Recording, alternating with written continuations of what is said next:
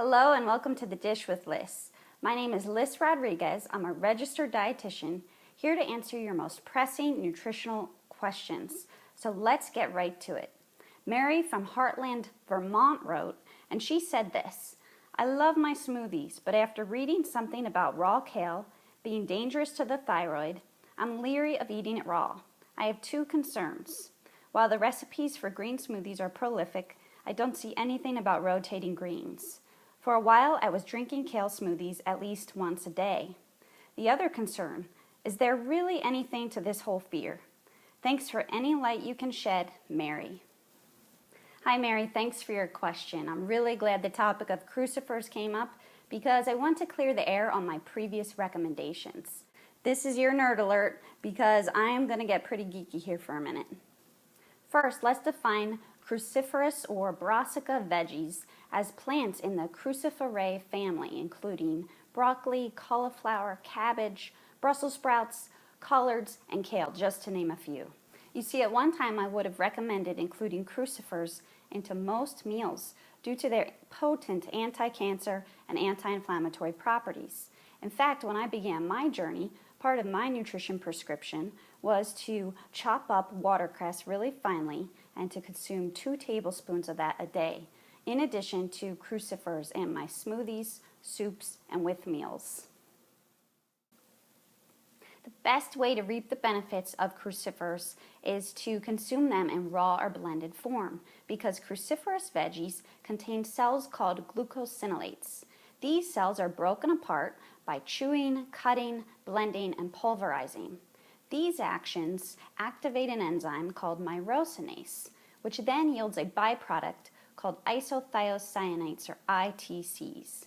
Now, isothiocyanates are a type of phytochemical that are responsible for those anti-cancer and anti-inflammatory properties mentioned.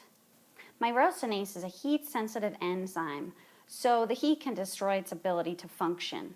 For instance, if you boil crucifers for 9 to 15 minutes, it can result in an 18 to 59% decrease in glucosinolate content. Boiling, steaming, or microwaving on high may inactivate the myrosinase. So it's important to blend or cut the cruciferous veggies prior to gentle heating. Otherwise, the myrosinase may be rendered useless prior to activating the ITCs, or those beneficial phytochemicals. Now, intestinal bacteria have the ability to hydrolyze or break down glucosinolates, so heating isn't a total loss. However, research shows us that isothiocyanate bioavailability significantly decreases with heating. While cruciferous benefits are great, they only take us so far if their goitrogenic substances suppress the thyroid by inhibiting iodine uptake. This is why you may have heard that crucifers are dangerous, especially for people with autoimmune or thyroid conditions who are more prone to thyroid issues. In fact, I've seen this happen with clients, and I've experienced it myself after years of high cruciferous, salt-free, and vegan intake. Now, the salt-free and vegan part are significant because salt and animal products like dairy and eggs are sources of iodine. So I wasn't getting much iodine to start. What little I was getting was in supplemental form. And then I ramped up my cruciferous intake, which likely inhibited what iodine I was getting from my multivitamin. Now, the good news is that if you have low iodine levels or an inflamed thyroid, you can reduce your cruciferous content to help resolve this issue while increasing your iodine intake. So what's the moral of this story? Well, too much of anything can lead to trouble. This is true of some of the most healthiest substances in the world, including kale, collards, and even water. What research tells us is that we can obtain the benefits of cruciferous veggies from 5 servings a week.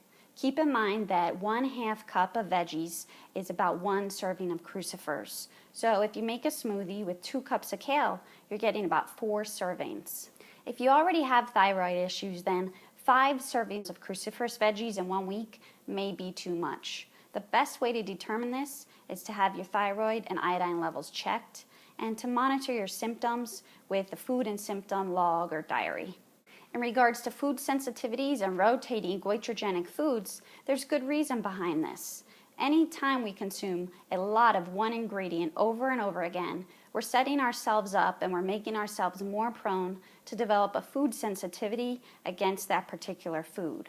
So with crucifers and with all foods in general, you want to consume a variety of sources and colors to avoid ingesting too much or too little of any one nutrient. So in summary, first you want to consume a variety of whole foods and greens versus supplemental extracts. Secondly, studies suggest that adults should aim for at least 5 servings of cruciferous veggies, or 2.5 cups each week. This is for people whose iodine levels and thyroid are in balance.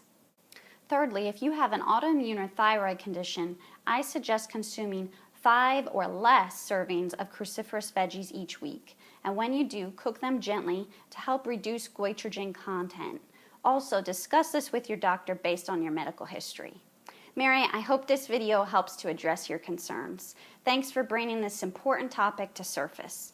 As for the rest of you, what has your experience with cruciferous veggies been like, especially if you have an autoimmune or thyroid condition?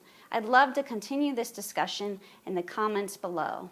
Thanks so much for tuning in this week. Be well, be wise, and most importantly, take care of you.